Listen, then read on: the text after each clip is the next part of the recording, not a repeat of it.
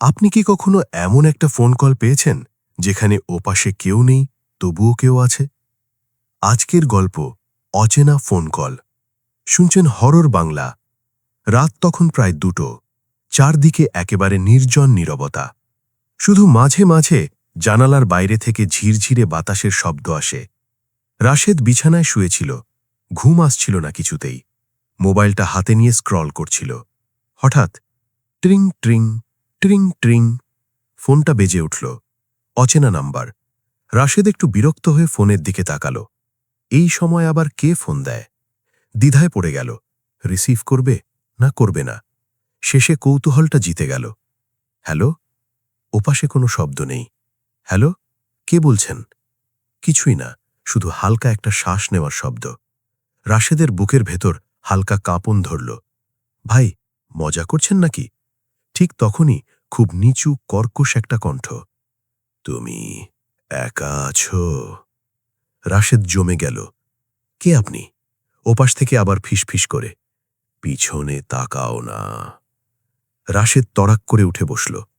পিছনে তাকানোর সাহস হল না। তার বুক ধকধক করছে। আপনি কে? কোনো উত্তর নেই। হঠাৎ কলটা কেটে গেল। ঘরটা আরও নীরব হয়ে গেল যেন। রাশেদ নিজেকে বোঝাল, নিশ্চয়ই কেউ প্র্যাঙ্ক করছে, কিন্তু তার হাতটা কাঁপছিল। সে আবার নাম্বারটা ডায়াল করল। The number you have dialed is not in service. রাশেদের শরীর ঠান্ডা হয়ে গেল। Not in service? তাহলে ফোনটা এলো কিভাবে? পরের দিন সকাল। সব কিছু স্বাভাবিক। রাশেদ নিজেকে হাসাল। আমি বেশি ভাবছি। কিন্তু ভেতরে ভেতরে একটা অস্বস্তি থেকেই গেল। সারা দিন কাজ করল, বন্ধুদের সাথে কথা বলল, কিন্তু মাথা থেকে সেই কণ্ঠটা সরল না। পিছনে তাকাও না। রাত 1টা। আবার সেই একই নীরবতা। রাশেদ ঘুমানোর চেষ্টা করছে। হঠাৎ ট্রিং ট্রিং। আবার সেই অচেনা নাম্বার। এইবার বুকটা কেমন করে উঠল। সে ফোনটা কিছুক্ষণ তাকিয়ে দেখল, তারপর ধীরে ধীরে রিসিভ করল। হ্যালো?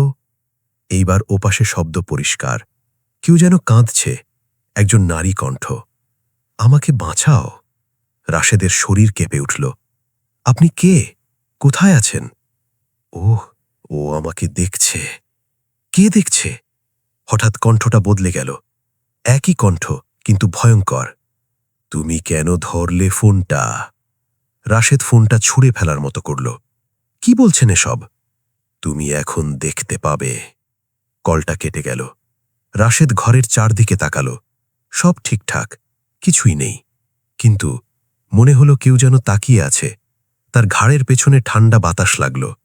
ধীরে ধীরে সে পিছনে তাকাল। কেউ নেই, কিন্তু দেয়ালে একটা ছায়া, যা তার নিজের নয়। ছায়াটা ধীরে ধীরে নড়ছে। রাশেদ চিৎকার করে উঠল। লাইট জ্বালালো। ছায়া নেই। সব স্বাভাবিক। সে ঘামতে লাগল। পরের দিন থেকে তার জীবন বদলে গেল। যখনই রাত হয়, ফোন আসে। একই নাম্বার। প্রতিবার ভিন্ন কণ্ঠ।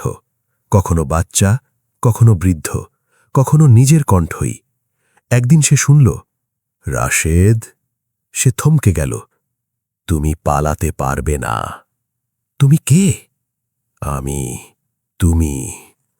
ধীরে ধীরে সে বুঝতে পারল, এই ফোনটা শুধু ফোন না, এটা একটা দরজা, যেখান থেকে কিছু একটা তার জীবনে ঢুকছে।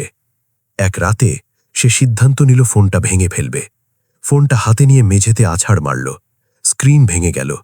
সে হাঁস ছাড়ল। শেষ। ঠিক তখনই তার পেছনে ট্রিং ট্রিং। সে ধীরে ধীরে ঘুরল। ভাঙা ফোনটা মেঝেতে পড়ে আছে, তবুও বাজছে। স্ক্রিনে লেখা, ইনকামিং কল ইউ। রাশেদের বুক বন্ধ হয়ে আসল। সে কাঁপতে কাঁপতে ফোনটা তুলল। হ্যালো? ওপাশে তার নিজের কণ্ঠ। আমি এখন তোমার পেছনে। রাশেদ চোখ বন্ধ করল। শ্বাস বন্ধ হয়ে আসছে। না, না। ঘুরে দাঁড়াও। ধীরে ধীরে সে ঘুরল। আর তারপর তার চোখ বড় হয়ে গেল। কারণ তার সামনে দাঁড়িয়ে আছে সে নিজেই, কিন্তু চোখ দুটো কালো, মুখে অস্বাভাবিক হাসি। এবার তোমার জায়গা আমার। পরের দিন সকালে লোকজন দরজা ভেঙে ঢুকল। রাশেদ মেঝেতে পড়ে আছে, নিঃশ্বাস নেই। তার পাশে ফোন, স্ক্রিনে একটাই মেসেজ, কল এন্ডেড। কিন্তু গল্প এখানেই শেষ না, কারণ আজ রাতে যদি আপনার ফোনে অচেনা নাম্বার থেকে কল আসে আর ওপাশ থেকে কেউ ফিসফিস করে বলে, পিছনে তাকাও না, তাহলে দয়া করে ফোনটা ধরবেন না।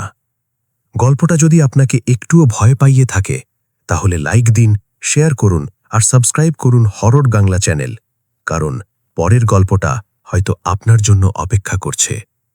পিছনে তাকাও না।